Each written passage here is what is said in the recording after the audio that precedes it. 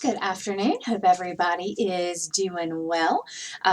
Working on grading all your stuff. All of the on-time research paper proposal let me try that again. Topic proposals for your research papers have been returned. I'm working on a few straggling ones right now.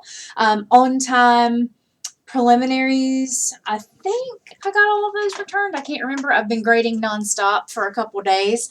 So if you haven't gotten yours back yet, you will soon. As a reminder, work that comes in on time is graded as quickly as possible. The work that comes in late, I get to sometimes a little bit later, but especially for these research paper assignments, I'm working to turn things around quickly because I know you need your feedback so that you can move forward. So let's talk about a few things. A few questions I've gotten. I looked at your annotations on the research paper assignment. Let me just go ahead and answer out loud a few of the most popular questions. The first one was, do we have to stick with the same topic? Yes, the point of these assignments we're doing right now is for you to examine this topic, learn about it, do some background research, decide if you need to change your direction a little bit, and then commit to it for the following assignments. Now, on your topic proposal, some of you got some feedback that maybe we need to talk about your topic. Some of you chose topics that won't work really well for this essay. Some folks are trying to do too much. I got several proposals that were really about more than one topic. So you need to think about what you can really focus on. It's going to be a lot more manageable to try to do a deep dive on something specific rather than to take on a whole lot. Remember, this is a 4 to 6 page paper, and that may sound like a lot to you, but by the time you do everything you need to do for this topic, it's not going to be that much.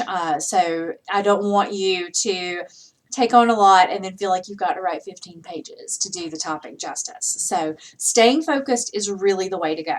Now, we can certainly, if your topic doesn't work, we can certainly find a direction for you that's related to it. So if you need to meet, please get in touch so that we can do that. Another question that was asked frequently, I said in the instructions that the works cited page does not count toward the page requirement, and people still ask me about that. Your research paper itself has to be 4 to 6 pages. You need to write at least 4 pages, and then you will have your works cited page as well. A couple folks asked about some other assignments that are listed there. Those assignments are going to be rolled out in the weekly folder. So for example, this week's folder has your annotated bibliography assignment in it. Next week's folder will have the sentence outline assignment in it. Several people also asked if I would let you fix things and regrade your paper. No, I won't. You have to meet with me to go over your draft before you turn it in. So we should tackle any problems during that draft conference. You also will have a very in-depth itemized rubric. You've also got access to the Writing and Reading Center, so you should be able to turn in a good essay with everything handled. But yeah, don't regrade the research papers. The grade that you earn on that assignment is the grade that you get for that assignment. So I think those were the big repeater questions. I did answer questions directly in those comments in Hypothesis. So if you go back and look, you should see, if you asked a question, if some people didn't, you should see an answer. If you still have questions, absolutely let me know so that I can tackle those and we can figure out what it is that we need to do. So, a couple things I noticed as I was working on the preliminary research assignments. Remember that preliminary assignment was designed for you to see what's out there. You do not need to necessarily use the same sources that you found for that assignment. If you found a couple things that you want to use and they're appropriate for the research paper, go for it. But you know, you're going to need some substantial resources, and I did have you looking at things like general news articles, Wikipedia, blogs, stuff like that. Some of that stuff's not going to be appropriate. So this was to kind of help you get the lay of the land, see what's out there, and help you get a feel for your topic. So now's the time that we want to go into the library's databases. We want to look at some more substantial sources because you're going to need to bring in support for the argument that you're making. And I noticed that in talking about your sources, sometimes people were confusing purpose and main idea. Sometimes the purpose and the main idea can be the same, but many cases they're not. And in some cases, folks were conflating purpose and main idea. So the main idea is, the information that's being presented. What is the main idea that's being presented? The purpose is, what is this piece of writing intended to do?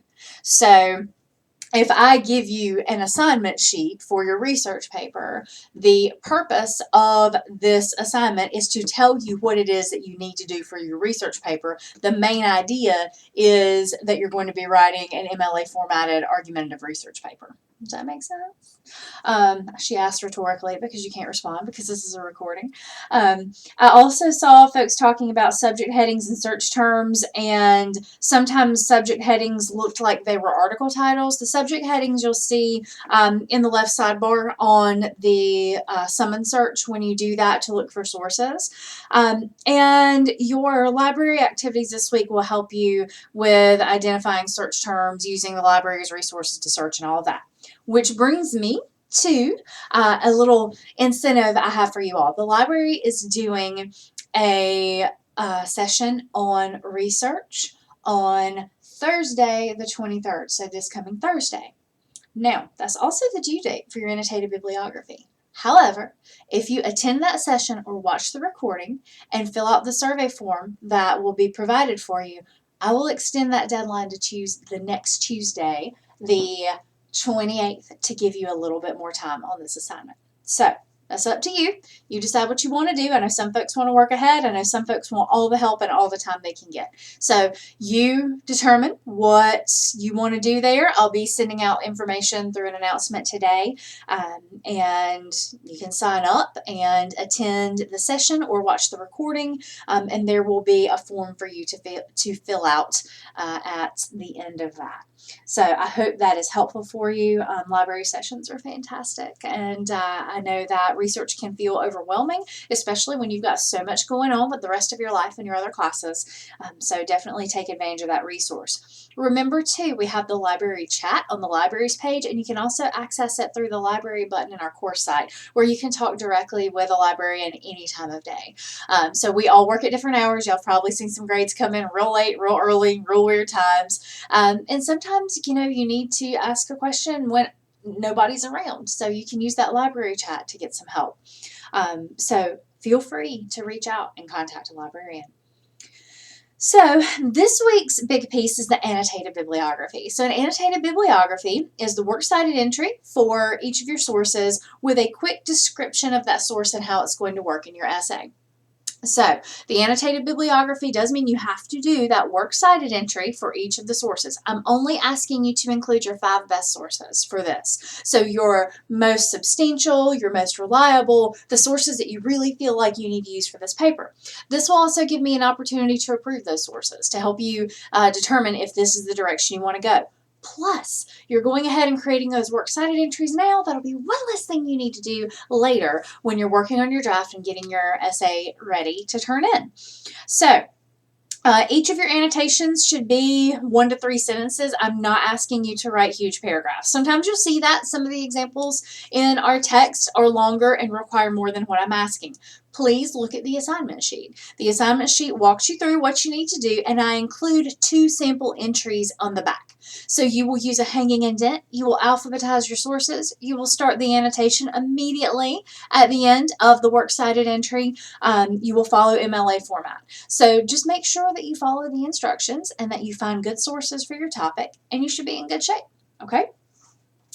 Let's see. Oh, I was going to talk to you a little bit about taking notes. So my last video for you all, I went over creating a works cited entry for a scholarly journal found through a database, how to integrate a quote into your sentence, how to create an in-text citation, and as you will remember, the first thing you have to do to make your in-text citation is to create your works cited entry, because your works cited entry is based on your in-text citation. So one of the things I strongly recommend you do that first, and then figure out what the in-text citation would be. So if you're going to go with my note card method, that is how I do it. Give me a second. Let me open my document. Okay, so last time we were doing this, let's see. I was looking at that article on school start times by Jennifer Heisel and Samuel Norris. So my in-text citation would be Heisel and Norris. So I would write that down when I'm going to take notes. I would go ahead and make my little in-text citation up at the top. I do it on the right side. I'll tell you why in just a minute. So if I'm going to take notes from that source, I'm going to quote or paraphrase when I'm taking my notes. Now, if I'm going to quote, I'm going to go ahead and put that in quotation marks. Okay? When I take my notes, I'm going to go ahead and do it right there so I'll know it's a quote. If I'm going to paraphrase, now, paraphrasing is hard. Paraphrasing takes practice. We're going to need to practice that a little bit. You'll have an assignment or two to help you with that in the coming weeks before we get to the paper. To paraphrase, you have to take the author's ideas and put them in your own words. And that means completely changing the sentence structure.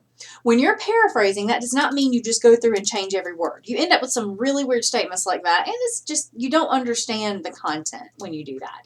To paraphrase well, you have to understand the content. So you need to read the information, give it some time and consideration, and make sure you understand it. That's one of the reasons that we offer paraphrasing as a suggestion when students are having a hard time retaining the material they're reading. For you to paraphrase it, you have to understand it. The process of paraphrasing helps you better understand that material. So what I recommend you do is read it, think about it, put the original aside, and attempt to put the words of the author into your words. So think about the concept and then say it the way that you would say it rather than the way the author said it. And then you can bring the material back to you and look at it against your paraphrase and see if they are pretty different in terms of wording and sentence structure. You may have to tweak it a little more, and that's okay. And then some students will say, well, what's the point of paraphrasing? Like, why can't I just use a bunch of quotes? Well, there are a few reasons. First of all, going back to my point about understanding. To paraphrase, you have to understand the material. Second, paraphrasing works nicely in your writing because you're retaining your writing voice. So if you're constantly pulling quotes, it just kind of starts to look like a patchwork quilt of quotes. And your writing should be using information from sources to support your statements, and you need to be able to talk about them. And the more that you can put those ideas in your own words, the more your writing will flow, and the more credible you're going to sound. And, you know, it's nice. Sometimes you can take an author's idea and put it in your own words and it sounds beautiful. Sometimes it's really hard to paraphrase. And there are some times when you shouldn't paraphrase. If you're giving a specific definition, it may be just about impossible to paraphrase. If you are providing statistics from a source, it may be really hard to paraphrase. And sometimes someone just nailed it when they said it, and they said it better than the rest of us are going to say it. In that time, just quote, okay? It's okay to quote, but you need to know how to paraphrase too. So we're using statistics, you're using definitions, go with the direct quote, but if you can, give paraphrasing a shot. So if you do paraphrase, label it when you take the notes, okay? You think you're going to remember, but you're going to look at so much information, and it is going to be unfortunate if you accidentally plagiarize, okay? I've had this happen. Years ago, I was working in the Writing Center at NC State, and I was reviewing a paper that some graduate students were sending off for publication. And I had been reading, and I got to a passage, and it didn't sound like the rest of the paper. And I ran it in the plagiarism detection, and sure enough, it had come from another source. And we had a policy that we did not work on plagiarized material. If we discovered something had been plagiarized, we were done. Well, I emailed the graduate student and said, I'm really sorry. I can't continue to work on this. I found the paper appears to contain plagiarized material, and, sent them some resources, reminded them of consequences of plagiarism.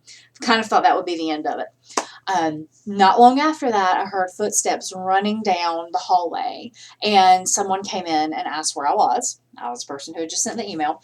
Student comes in, out of breath, pouring sweat, very apologetic. And what had happened, he had been taking notes. He didn't keep up with everything. He did not label his paraphrase. He forgot to cite it. He forgot it was somebody else's material, and he just integrated it right in there. Now, we caught it. He fixed it. It was an honest mistake. But if it had been published, that could have been awful, right? Often the consequences for unintentional plagiarism are the same as for intentional plagiarism. So don't do it. Okay? And don't spend your time trying to run your material through something online to get a good paraphrase. Just do it. Okay? It's faster to just do it and learn it and move on. Okay?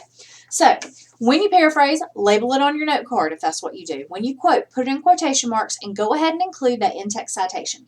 I mentioned to you that I always put that on the right side of the card. The reason I do this, in a week or two, we're going to start outlining our paper. We're going to do a formal sentence outline. Some of you are going to love that. Some of you are going to ask me why I'm making you do this. Well, one of the reasons I love to use a formal sentence outline, and a formal one has the Roman numerals and the letters and all that stuff and is organized and all lined up. One of the great things about that is after you've created your outline, you can go through all of your notes and you can label the notes with where they go on your outline. So on the left side later, I'll be putting like Roman numeral 3, letter A, Roman numeral 4, letter C, etc. And then you can organize your notes by your outline and just write the paper from it. And it's so simple and nicely organized. So we'll talk about that a little bit more. But that's why it's important to label your stuff. And I know you think you're going to remember, and you've probably got a really good memory, but there's a lot of life between now and paper due date. Okay? Let's see.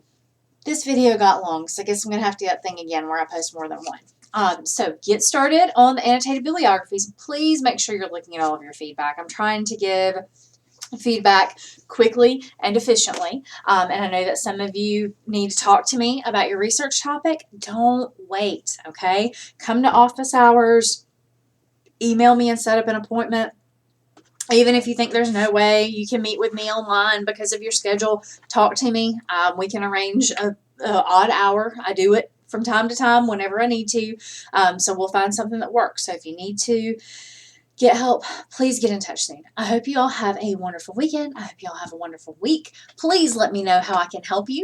And let me know when you have questions, specifically what you have questions about, so that I can provide you the best, most helpful information. Take care.